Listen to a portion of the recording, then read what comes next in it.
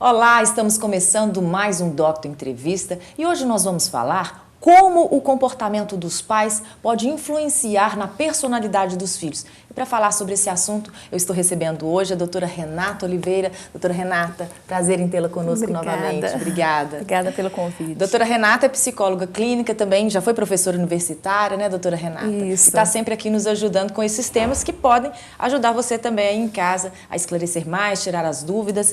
E antes de a gente falar como o comportamento dos pais pode influenciar na formação da personalidade, gostaria que a senhora esclarecesse o que é a personalidade. A personalidade nós vamos pensar como um fator, fatores, de aspectos mesmos psicológicos. Então, esses fatores psicológicos que vão afetar na forma de pensar, na forma de relacionar, na forma de trabalhar o que a gente chama dessa afetividade. Então, a personalidade é um conjunto de fatores, de características psicológicas que vão influenciar nisso, na forma como eu penso, na forma como eu me relaciono, na forma como eu vou ver o mundo, na forma como eu vou ver o futuro. Então, a personalidade a gente vai pensar como um conjunto. Então, no caso, como a gente está falando sobre esse tema, o comportamento dos pais pode influenciar até na maneira de pensar do filho, de fazer? Muito. É muito interessante hoje pensarmos, quando a gente pensa nessa personalidade, é pensarmos que existem vários fatores que vão influenciar na formação de personalidade. Então, a gente vai pensar no fator hereditário, nós vamos pensar no fator ambiental, nós vamos pensar nos valores que essa pessoa está recebendo. Então, quando eu falo da formação dos pais, na forma como o sujeito vai pensar, é como o pai pensa. Então, aquilo que o pai pensa, ele vai transmitir de valor, de crença para o filho e vai interferir, então, na forma de pensar e automaticamente interferir na personalidade. É uma forma gradual, Vai se formando aos poucos, é isso, a personalidade? Isso. Interessante, Vanessa, que antes se pensava que personalidade era algo pronto. O sujeito, então, ele vai ter sua personalidade, ele vai formar a personalidade e vai ser imutável. Hoje, não mais. Nós estamos o tempo todo formando nossa personalidade. A gente vai pensar que existe um padrão, uma base da nossa personalidade. Eu gosto de usar até essa metáfora, que a gente pode pensar na formação da nossa personalidade como uma casa. Então, eu tenho a minha base estrutural, que ela vem do contexto familiar, eu tenho as paredes, eu tenho o telhado, que vem o quê? Acontecendo de forma processual e a vida toda. Então, a minha personalidade ela é formada ao longo da minha vida.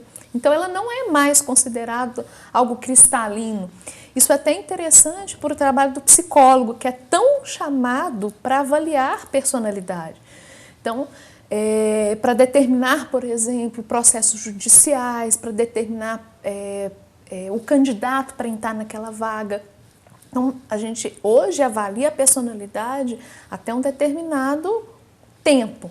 E depois tem que se reaplicar uma nova avaliação para a gente ver que fatores de influência esse sujeito teve ao ponto de interferir na personalidade dele. Então, é isso mesmo. É processual e vai sendo gradual, Pois é, a senhora falou que a base, começa com uma base que vem da família, algumas pessoas até defendem que a personalidade pode vir com memórias ancestrais, ou seja, o que o meu avô pensava, o que o meu avô fez, fica registrado na memória da minha mãe, que passa para mim. A senhora acredita nisso? Existem sim, já a pesquisa, a gente chama isso de um campo morfogenético. E é interessante porque a pesquisa começou isso. Então, se você é capaz de herdar traços físicos, por que você não é capaz de herdar pensamentos? Então, existem sim padrões de comportamento que herdamos dos nossos ancestrais. Então, às vezes eu tenho um padrão de pensamento, eu tenho uma forma de pensar que eu estou herdando ali de um avô, de um bisavô. E até atitudes, Às vezes fala, nossa, esse aqui é idêntico ao bisavô dele, o bisavô fazia as mesmas coisas, Sim, e às vezes é interessante que nessa leitura morfogenética, às vezes não há convivência. Sim, né? Às vezes nem conheceu. Nem conheceu. O bisavô. E ele tem a mesma reprodução comportamental, a mesma reprodução de pensamento, e às vezes nunca conviveu. Né? Onde fala, você é a cara do fulano, você é a cara do ciclano, o jeitinho do ciclano. Né? Então é isso mesmo, existe já pesquisas que têm comprovado e é muito interessante. Né? Então, além dessa questão genética que vem antes da concepção, durante a concepção, na barriga, na gestação, também as influências do meio, o que a mãe sente, o que a mãe pensa, também é uma programação. É uma programação, né? Então, assim, quando se fala dessa formação da personalidade, olha que interessante, a gente já começa então a entender, peraí, minha personalidade não foi formada antes de mim. Não é? Ela é formada nesse campo sistêmico que eu estou inserido, quer dizer, o meu sistema familiar. Eu tenho essa influência gestacional, então isso é muito significativo, a gente entender como foi a nossa gestação, como nós fomos gerados, o que a nossa mãe vivenciou no meu processo gestacional, porque isso vai se interferir nas minhas emoções, na minha conexão com o mundo. Né? Então, realmente, né, a gestação é algo muito melindroso, muito cuidadoso, e realmente tem que ser pesquisado e vai influenciar na personalidade. Que tipo de cuidados, por exemplo, então, a gestante deveria ter para que tenha uma programação, vamos dizer assim, né, boa, saudável para a criança? Quando eu coloco dessa forma, é importante pensarmos que não tem como a gente entrar numa redoma de vidro e ficar imune, sim, né, a tudo, né? Isso é impossível. Todos nós vamos passar por problemas, por emoções mais densas, como uma raiva, um medo, isso é natural. Né? Então, num processo gestacional, a mulher tem realmente que ter cuidado com as suas emoções, né? Os familiares, o parceiro realmente tem que ter cuidado em relação à promoção de emoções muito fortes, eventos traumáticos, que realmente pode ser mais forte para o bebê, né? Porque também tem processos neuroquímicos que vão ser recebidos também e que vão influenciar mesmo na construção, né, cerebral, na construção do pensamento, que na verdade nem diria pensamento, mas no sentido sensorial. Né? Porque o bebê está recebendo as sensações. Ele está recebendo um campo sensorial ali. Então eu digo assim, não tem como você ficar imune, entrar para uma redoma de vidro e ficar 9 meses ali imune, né, isolada do mundo. Não é isso. Mas você ficar atenta realmente a se resguardar nesse período para que você dê o melhor para aquele ser que você está gerando. Evitar tantas sensações problemáticas, né? Teve uma sensação problemática, já pensar no resultado, o que eu posso fazer para mudar esse resultado e me sentir melhor, porque isso eu estou transmitindo para o filho. Deixar a emoção fluir, vai embora, né? Deixa embora, né? Que tem pessoas realmente que elas se apegam ao problema e elas vivem um problema e aquele problema ele não passa na vida, então ela fica 9 meses vivendo um problema que às vezes aconteceu no primeiro mês gestacional. Sim. Então realmente eu deixar fluir da emoção, deixar fluir do problema, às vezes tem problemas que você consegue deixá-los de lado e resolver posterior a um processo gestacional. E também é interessante porque a formação da personalidade não termina depois que o bebê nasce. Ele continua. E nós vamos falar sobre esse assunto daqui a pouquinho. Nós vamos agora para um breve intervalo e rapidinho nós voltamos para continuar esse bate-papo. Até já.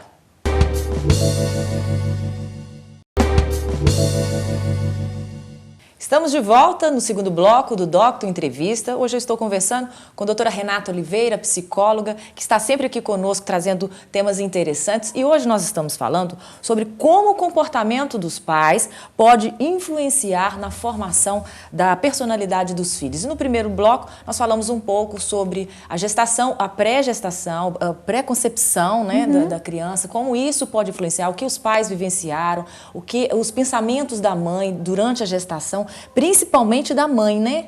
Que está mais conectado. Isso tem a ver? Sim. É mais pesado que a mãe pensa? Se for ruim, né? Que se for bom também. Se for bom, é um processo assim, né? A maternidade em si ela é um processo esperado que a mulher vivencie de uma forma muito saudável, de muita amorosidade, né? Porque é o esperado.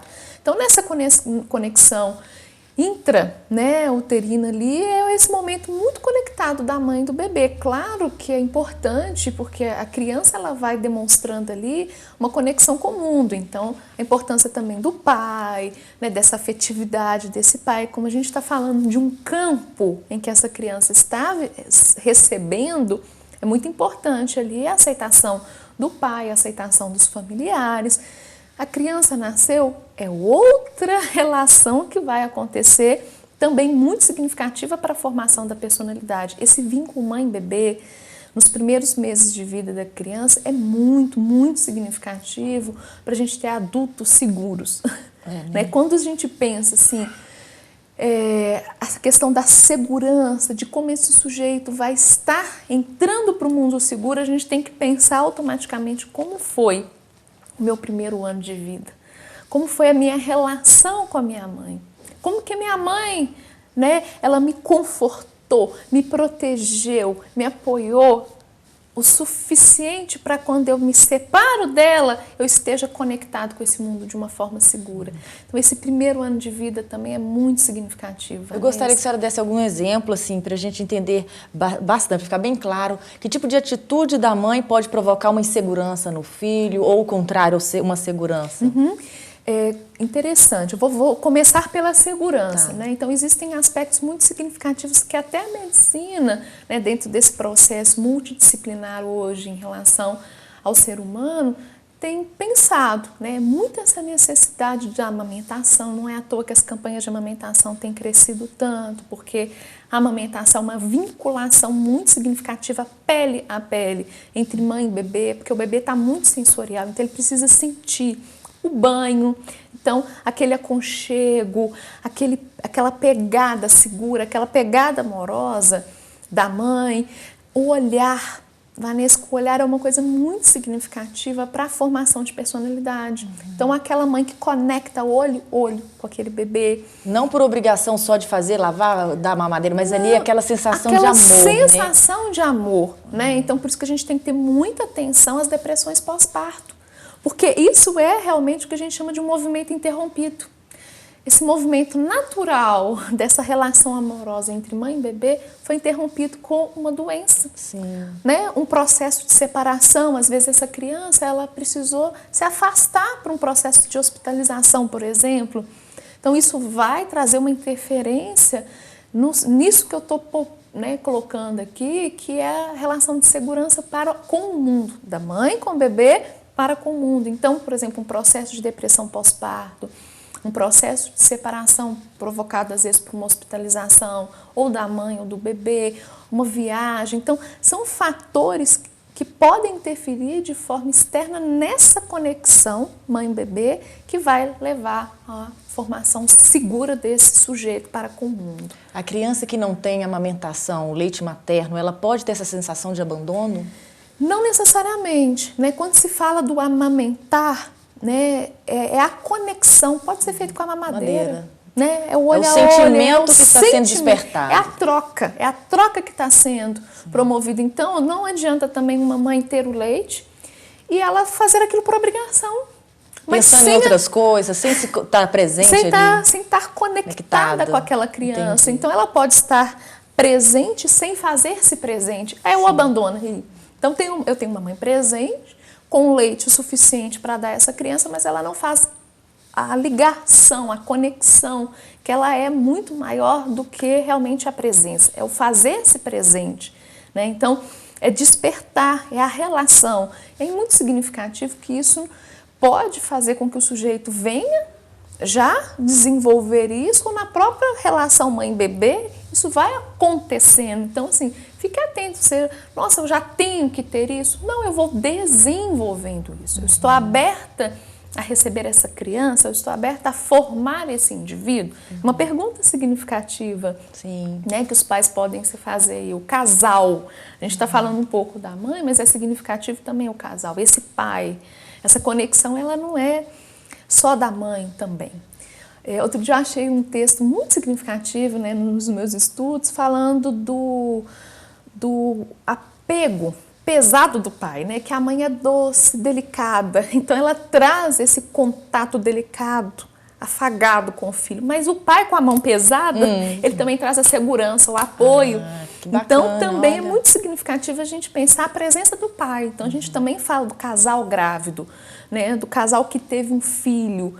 Então isso também é importante para aquela base, aquela fundamentação que eu coloquei, que é a família. Né? Então isso é importante. Você pode estar se perguntando, mas e a criança que ela não tem essa mãe e esse pai? Realmente a gente fala o movimento interrompido, né? E aí a gente já sabe que isso vai trazer consequências na formação de personalidade desse sujeito, que pode futuramente desenvolver até transtornos de personalidade. Mas ele pode ter o representante. Às vezes ele não vai ter a figura pai e mãe, mas ele tem um representante disto. E aí a gente tem também algo significativo para a formação de personalidade. Então é importante a representação materna, a representação paterna, que pode ser pelo pai, que pode ser pela mãe, né? Ou pode ser outras pessoas também que vão ajudar esse sujeito a se relacionar com ele mesmo, né? E para que ele esteja futuramente no mundo. Sim. Nós vamos já para o intervalo, daqui a pouco nós voltamos falando mais sobre esse assunto muito bacana e a doutora vai falar também que não é só o comportamento dos pais, mas também outras influências que a criança tem e até na adolescência, né, que pode aí estar fazendo, tá moldando a personalidade do indivíduo. Nós voltamos então rapidinho.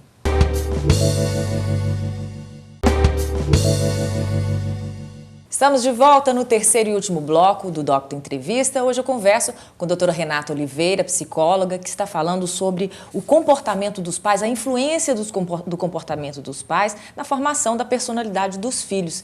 E eu queria te perguntar, doutora Renata, até que ponto, qual idade esse comportamento dos pais influencia? É sempre ou não? Como é que é isso? A gente tem idades determinantes, né, para essa influência maior dos pais na formação dos filhos. Então, a gente pensa isso até os 5 anos. Então, até os 5 anos, por esse momento em que o sujeito está realmente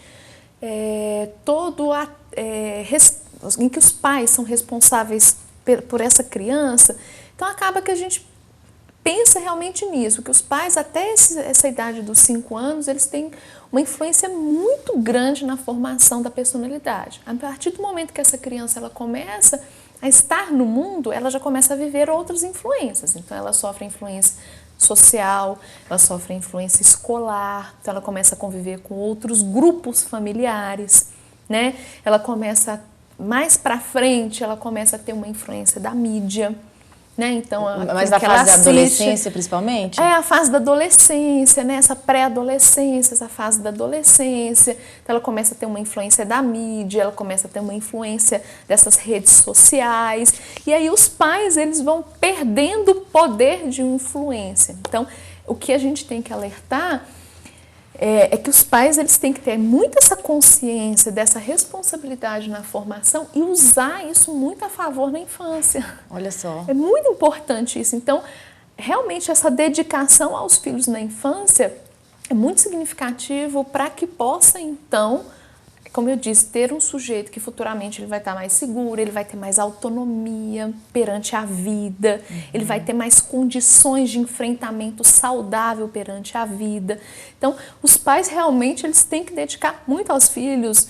Depois eles vão perdendo esse poder de influência naturalmente. E o que às vezes acontece é na adolescência querer mudar o filho. É mudar o filho muito Aí comum. já é mais difícil, né? Já é mais difícil. E às vezes isso acontece, Vanessa, que é tão interessante, que às vezes os pais relatam assim, Renata, esse menino jovem, Renata, ele não faz nada, ele não se preocupa com a casa, ele não se preocupa com o quarto, ele não organiza. Aí você pergunta para os pais, como que você trabalhou o processo de organização? Como é que você ensinou a arrumar o quarto? Não, ele nunca arrumou o quarto, não, eu que arrumei para ele. Ele guardava os brinquedos, Ele né? guardava os brinquedos nunca, então não foi estimulado isso. E aí chega na adolescência, quer mudar o padrão de funcionamento daquele sujeito, ele não vai mudar. Então é algo que é gradual e processual. Então tem que ser de forma o quê? Contínua, de pequeno. E é isso mesmo, chega na adolescência, ele quer transformar o filho, que é uma coisa muito preocupante.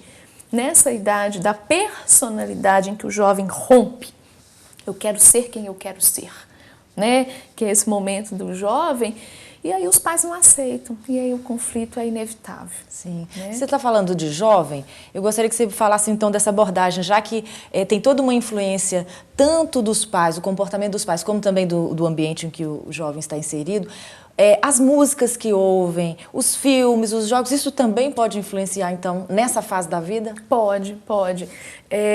Tudo é informação. E toda informação, ela tem sistemas de crença, ela tem pensamentos, e tudo isso vai o quê? Trabalhar naquelas características psicológicas da formação de personalidade. Então, a música que ele escuta, a letra da música... As letras agressivas, então, letras agressivas, né? Ou letras que promovem uma sexualidade de forma depreciativa. A questão, então, tudo isso, né, a forma como os jogos, né, a forma como é promovido um jogo, tudo isso é formador, né, nessa personalidade, nesse processo dessa idade, que é uma idade muito vulnerável, Vanessa, que a adolescência, eu falei muito da importância dos pais na presença da infância, ok, mas não significa que cresceu eu vou me ausentar. Pois é, e a pergunta que eu ia te fazer era logo essa daí. Tá, os pais, vamos supor que não tinham a consciência, né, da importância desse trabalho lá na infância. Aí chega na adolescência, está com um filho adolescente agora. O que fazer, já que não foi feito o trabalho na época que deveria ou poderia, né? O que fazer? Há ainda uma possibilidade de mudar alguma personalidade, algo que está sendo ruim até para o próprio jovem? É interessante porque quando os pais, né, nessa influência da formação de personalidade, a gente vai pensar uma coisa: quando você é criança, eu quero agradar os meus pais, eu faço por eles, né? Então eu arrumo a casa para o meu pai rir, eu faço o meu dever de casa direitinho para o meu pai me dar um beijo, para parabenizar, para receber o elogio, para receber o afeto. Então a infância tem muito essa conexão, e é uma coisa interessante que eu até alertaria os pais em relação a isso, no sentido da correção na infância. É muito significativo a correção acontecer em comportamento e nunca em personalidade. Por exemplo? Um exemplo, né? Você é desorganizado, menino. Sim. Não, você está tendo um comportamento. Você está com um comportamento de desorganização e não que você é desorganizado. Então, essa dissociação, essa separação do comportamento da criança do que ela é muito significativa. Tipo assim, você precisa ficar mais organizado, mas você não é desorganizado, precisa melhorar. Eu tenho percebido que você está desanimado, mas você não é preguiçoso. Entendi. Entendeu? Eu estou vendo que você está com dificuldade de arrumar aquilo, de me obedecer, mas você não é desobediente. Então, essa correção, ela é muito focada nisso, no ser. E o que é o contrário, a gente tem que promover a correção no comportamento. Sim. Então, a infância, ela é muito isso, essa conexão do agradar a família. O jovem, não. Ele não tem necessidade nenhuma de agradar pai e mãe. Porque ele quer ser, ele está onipotente, ele está poderoso no mundo. Então, como chamar atenção, já que não foi trabalhado isso numa infância? É a consciência dele na vida dele. É a consciência daquele comportamento que ele está deixando de fazer na vida dele, não é mais para os pais. Então, ele deixar de arrumar o quarto não é para ganhar o beijo ou não ganhar o beijo da mãe, é por ele. É ele entender que aquilo está prejudicando ele mesmo. É a consciência. Fazer ele entender isso. Os pais vão fazendo eles terem consciência dessa responsabilidade do comportamento deles diante da vida deles. Porque a ideia é essa, ele passa a ser filho do fulano. À medida que ele vai crescendo, ele não é mais o filho do fulano, ele é o fulano. E futuramente, né, a gente até brinca, a gente acaba sendo a profissão, né? Então eu sou filha do Luiz e da Regina, depois eu passo a ser Renata, depois eu passo a ser psicóloga. Então é realmente essas mudanças de identidade que eu vou construindo. E é muito significativo a gente ter atenção, que esse é o desprendimento da personalidade. Eu sou os meus pais, depois eu sou quem eu sou para o mundo. Então, nesse período, os pais podem alertar os filhos que aquilo que está sendo deixado de fazer vai trazer consequência para eles. Legal a dica. E os pais, às vezes, eu vejo isso muito num trabalho de orientação familiar, que os pais se responsabilizam pelo comportamento dos filhos na adolescência. Não. Os filhos têm que se responsabilizar pela própria vida nesse período. Eu estou começando a passar o bastão. Eu uso uma metáfora que é o bastão da vida.